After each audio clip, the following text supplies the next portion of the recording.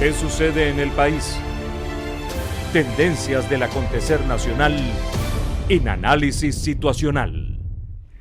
Hoy nos acompaña Manuel Felipe Sierra, yo diría uno de nuestros más inteligentes, brillantes periodistas venezolanos. Además es investigador, autor de numerosos libros, fue distinguido en 2 oportunidades con el Premio Nacional de Periodismo, columnista del Universal y conduce el programa La Hora Clave que transmite Globovisión de lunes a viernes. Encantado, ¿eh? Buenas noches, Oscar. Bueno, gracias Manuel por estar aquí. Un placer estar en este programa. Muy valioso conversar contigo. Bueno, y tantos temas, ¿no? Además, que es conveniente Recién publicas La traición de los mejores, unas conversaciones con Eduardo Fernández.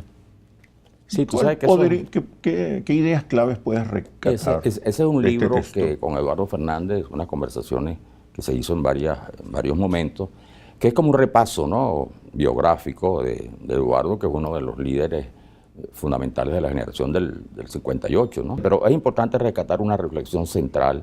El título del libro, por ejemplo. Claro, pero el rentismo petrolero, que de alguna manera se habla de él y todo el mundo dice, vivimos la época del rentismo, pero pasan los años y nadie se ha ocupado en verdad de afrontar esta deformación de la economía venezolana que de alguna manera tiene que ver con la situación a la cual ha llegado el país desde el punto de vista político, ¿no?, y social.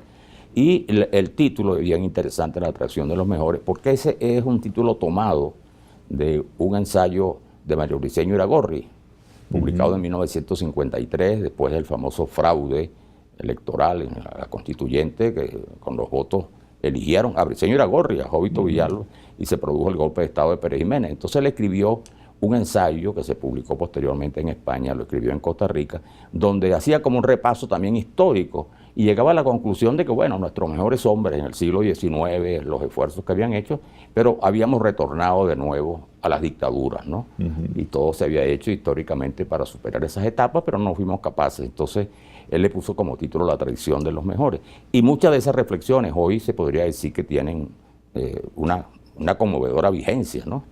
¿Qué pasó con nuestro liderazgo político, con nuestras élites políticas? Yo recuerdo que la generación del 28, del 58, gente inteligente, erudita, que escribía, que pensaba y repensaba la visión de país, pero más recientemente nuestra generación de políticos de manera reiterada entrado en el fracaso, la derrota, la incomprensión de los fenómenos y de los procesos ¿sabes que políticos. Allí también hay unas reflexiones interesantes de Eduardo en relación a ese tema. Y entre de las cosas que destaca Eduardo es que no ha habido una comprensión del verdadero momento histórico, pero falta una propuesta, falta una idea que sea capaz de dibujar un horizonte distinto y que sea capaz de estimular y de concitar el apoyo, el consenso, la simpatía de la gente. Y ese es uno de los problemas que gravita en la situación que vivimos hoy en día. ¿Por qué nuestras élites no han podido construir esa nueva visión? Bueno, mire, esa es una pregunta que hay que hacerse, ¿no? Y sin duda alguna yo creo que hemos estado ganados mucho en los últimos años por este clima de polarización casi primitiva en términos políticos. Si uno ve, por ejemplo... basada en el odio, más que en las ideas. Uno ve, por ejemplo, opiniones de personas que uno sabe que es personas con un nivel intelectual, con una preparación. La reflexión, ya no reflexionan, sino que tienen opiniones cargadas de odio, de revancha. Y sobre esa base, como lo decía Briceño Iragorri, es imposible construir un país. El país tiene que entender que más allá de las dificultades hay que hacer esfuerzos por consensos y por coincidencias nacionales, ¿no? Y está también ese otro libro que ya también está... El poder no es para idiotas.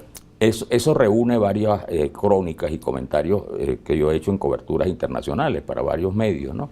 Y está, por ejemplo, una conversación donde está con Fidel Castro, una rueda de prensa con Saddam Hussein, con Li Peng, primer ministro de China, un repaso a la situación cuando murió el Shah de Irán, situaciones históricas, textos que se publicaron en su momento, están reactualizados, pero tiene la ventaja de que se refiere a países y a figuras que hoy tienen, digamos, mucha importancia en la política internacional, en el hecho noticioso, ¿no?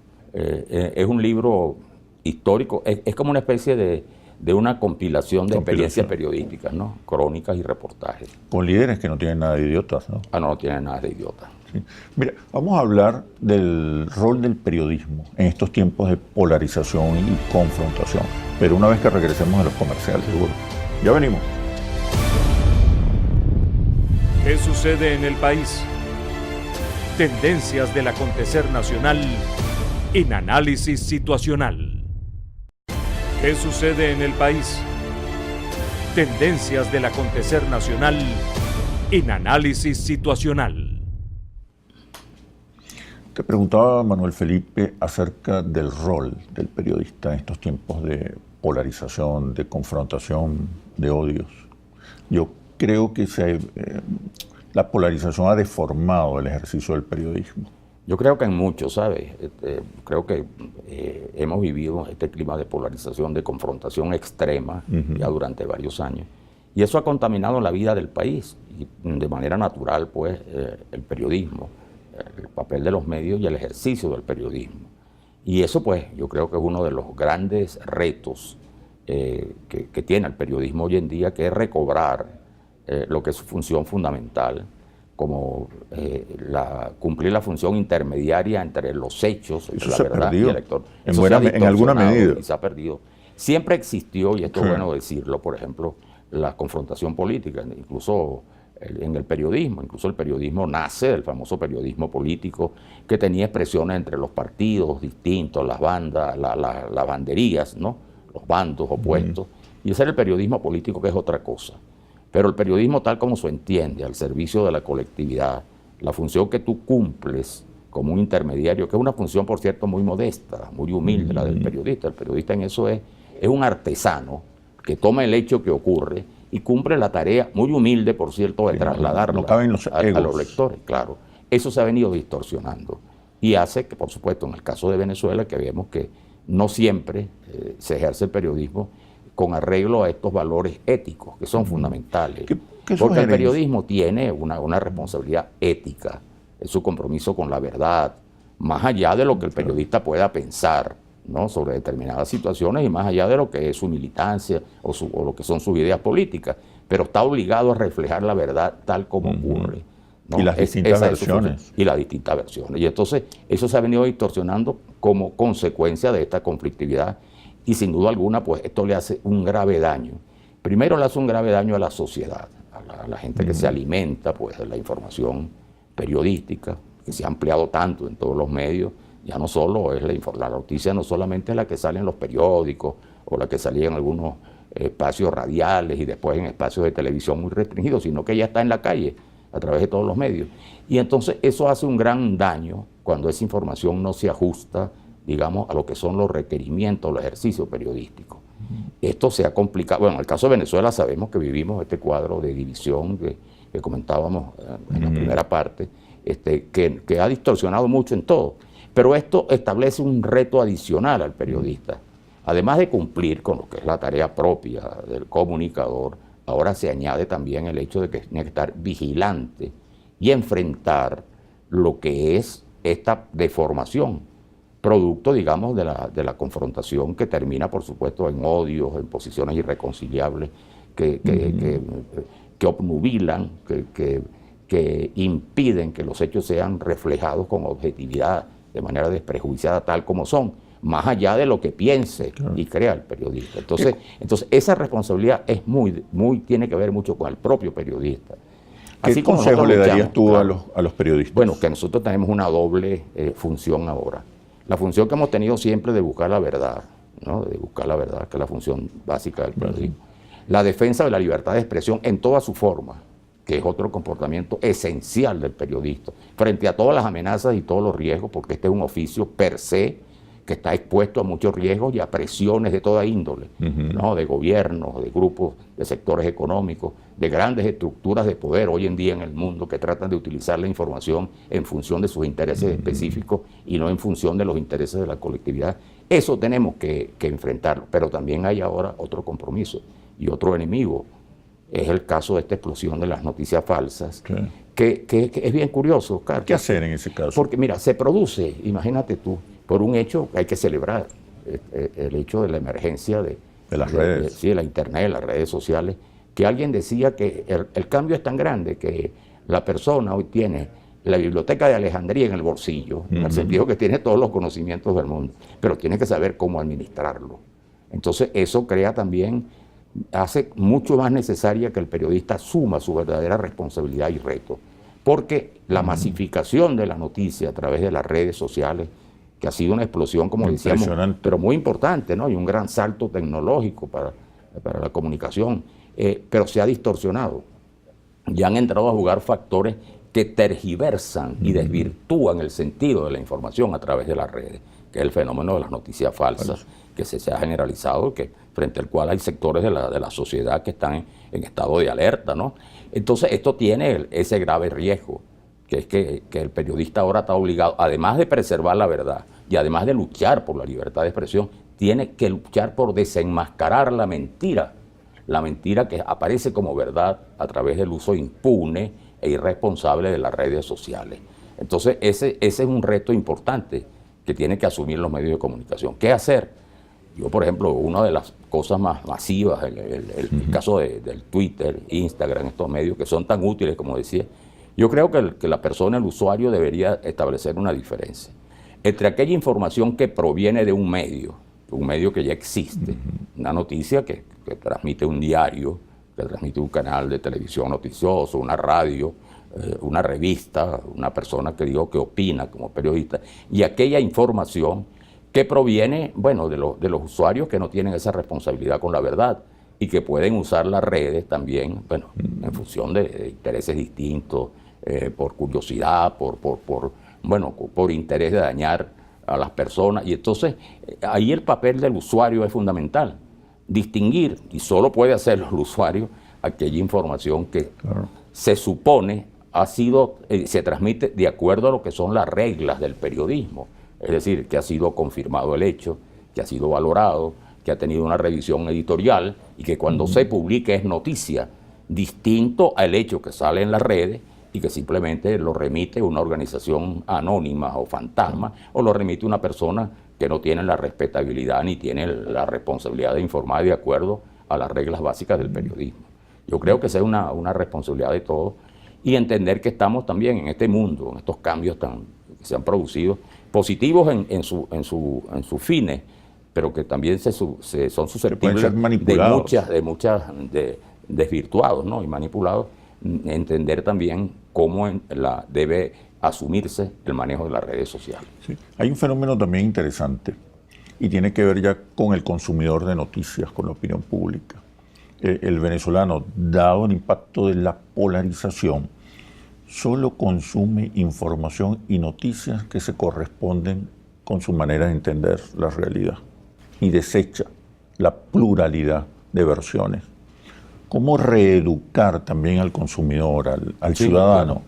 Ahí existen las dos responsabilidades, ¿no? El consumidor en todo caso es un consumidor de noticias. Pero es un receptor pasivo, digamos, ¿no? Simplemente le llegan las noticias. Allí la responsabilidad fundamental es del emisor, es decir, del periodista. Educar, porque uno nota también que hay casos muy curiosos, y es que periodistas que uno conoce que tienen su comportamiento como son periodistas y que lo ejercen de acuerdo a los valores de la profesión, y que también la tentación de este manejo alegre, ¿no? Irresponsable e impune de las redes sociales hace que comuniquen cosas que no se corresponden con lo que ha sido su trayectoria y lo que es su responsabilidad en el manejo del oficio. Entonces, este es un problema que causa mucha preocupación en el mundo entero. Ya hemos visto lo que ocurre en países. En el caso, por ejemplo, se ha determinado que incluso medios muy importantes que se han caracterizado por su rigor en aplicar las normas del periodismo, su apego a la verdad,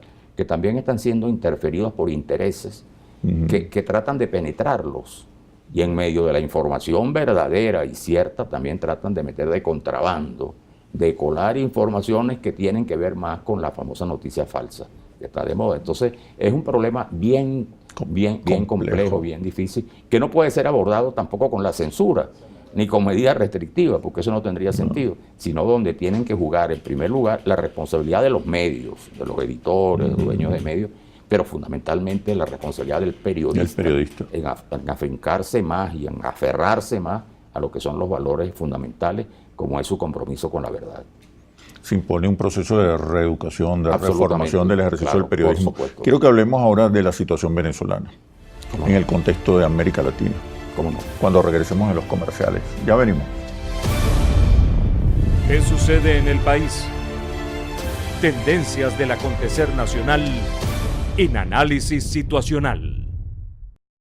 ¿Qué sucede en el país? Tendencias del acontecer nacional en Análisis Situacional. Te preguntaba, Manuel Felipe, sobre Venezuela. En América Latina pareciera estar ocurriendo un proceso de restauración conservadora. El caso Brasil, con el avance de una candidatura neofascista o acusada de neofascista por sus posturas homofóbicas, racistas, misóginas, de un ex capitán del ejército. Se habla de un proyecto militar, pero también están ocurriendo procesos de restauración conservadora de las nuevas derechas o de las derechas alternativas en otros países de América Latina. Pero el caso venezolano es diferente. Tenemos ya 20 años de un gobierno de izquierda que se ha consolidado, ha replanteado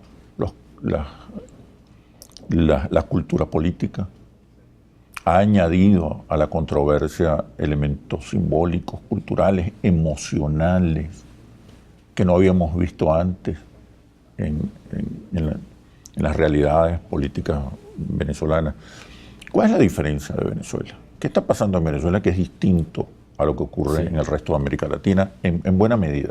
Tú sabes que es muy común la generalización, ¿no?, de los procesos políticos y por comodidad semántica, por ejemplo, en América Latina siempre se ha establecido una división. Años anteriores era democracia y dictadura. Exacto. Este gobierno es dictatorial, este gobierno es democrático. Así también ocurre con las versiones de izquierda y derecha que se hacen sin establecer con precisión qué puede considerarse de izquierda o derecha, en caso de que esa división hoy en día resulte válida, ¿no? Como en algún momento seguramente lo fue, ¿no? Un parteaguas, una división muy clara. Ahora, eso hay que verlo con mucho cuidado, porque, por ejemplo, se dice la derecha. La derecha, por ejemplo, es Macri. Bueno, puede tener, pero es ok, digamos que es la derecha. Piñera. Ajá, puede ser de derecha. Duque, bueno, puede ser de derecha. Tú dices, bueno, otro presidente, pero Bolsonaro no es de derecha. Claro. Va más allá de la Incluso derecha. esos países Entonces, tienen gobiernos de derecha democrática. Claro, no me pongas a eso porque tiene diferencia. Así ocurre con la izquierda. Como tú dices, por ejemplo, bueno, los Kirchner de izquierda, bueno, son peronistas, o sea, otra cosa. Bueno, tú puedes considerar que el peronismo es de izquierda, o para otros no es de izquierda, ¿no? Para otros es una expresión dictatorial y es la matriz del populismo latinoamericano. O dice, por ejemplo, mira, no, la cosa de izquierda, por ejemplo, de Correa, no, un gobierno importante, reformista, pero Lula fue un gobierno de izquierda. Bueno, de acuerdo a los parámetros, pero tampoco es que fue un gobierno de izquierda. ¿Y Venezuela? Y así, y Venezuela, pero en Venezuela es distinto. Y por eso es un error cuando se compara lo que ocurre en esos países con Venezuela, porque en Venezuela sí se produjo un corte, ¿no?, histórico, importante, de 1998, con la victoria de Chávez, que facilitó la construcción o el cambio hacia un modelo distinto. Es decir, ahí no hubo un cambio de gobierno, ni un relevo presidencial como ocurrió en esos países. Por eso es que en esos países salen los Kirchner y entra Macri, sin trauma. Y por eso es que Correa sale y su vicepresidente hoy lo persigue, sin trauma, ¿no? Y así ocurre en Venezuela no. En Venezuela se fue construyendo un modelo, ¿no? Por eso se dice que no es un gobierno, sino un régimen, que más allá de las consideraciones que te permita, ya en 20 años ha logrado ganar espacio y consolidar socialmente, ya no solo electoralmente, socialmente su base de sustentación. Simbólico. Y ese modelo tiene una explicación también por las características muy especiales de Venezuela. ¿Cuáles son? Y es que se soporta en dos razones. En primer lugar, en el uso del rentismo petrolero, de la riqueza petrolera. Ningún país de América Latina tiene, como el caso de Venezuela en su economía, depende de un ingreso de la riqueza petrolera, sino en esos países la economía privada, la economía que circula de los ciudadanos es más poderosa que la riqueza del Estado. Aquí no es el problema del café, no es el problema del cacao, no es el problema del ganado, no es el problema del petróleo. Y el petróleo es del Estado y lo controla el Estado. Y el Estado es el que redistribuye los ingresos en función de su propuesta política. Y el otro factor muy importante que no se toma en cuenta es que dentro del esquema propuesto por Chávez, y tiene que ver por el origen de su movimiento, que fue militar, también hubo una modificación y una reconversión de las Fuerzas Armadas venezolanas que no se parecen a ninguna Fuerzas Armadas del resto del continente. Entonces, esos dos factores, el económico, que es la riqueza y es el poder, y el factor militar, que es distinto al militar argentino, o al militar colombiano, o al militar chileno. Bueno, son militares, por supuesto, pero es distinto en cuanto a su formación, en cuanto a sus valores, hace que el modelo venezolano sea distinto y que lo que se llama pues el chavismo madurismo, y que se haya consolidado. Se haya consolidado y que siga teniendo pues el peso que tiene en América Latina hasta ser hoy en día, el famoso caso de Venezuela, uno de los elementos fundamentales en la agenda internacional. Si no se valora esa especificidad de Venezuela en su economía y en su desarrollo político, va a ser muy difícil que en Venezuela, sobre todo los sectores de oposición, puedan perfilar alternativas pertinentes y viables. Esa es la clave, Manuel Esa es Felipe. la clave. Buenas noches. Bueno, muchísimas gracias, Manuel Felipe, por este análisis situacional. Quedaron muchos temas pendientes, seguiremos conversando. pero seguiremos conversando. Gracias. Hasta pronto. Gracias. Venezuela es de todos y la construimos entre todos. Todos somos la solución. Soy Oscar Chemmel y los invito a un próximo análisis situacional por Globovisión. Aquí nos vemos todos.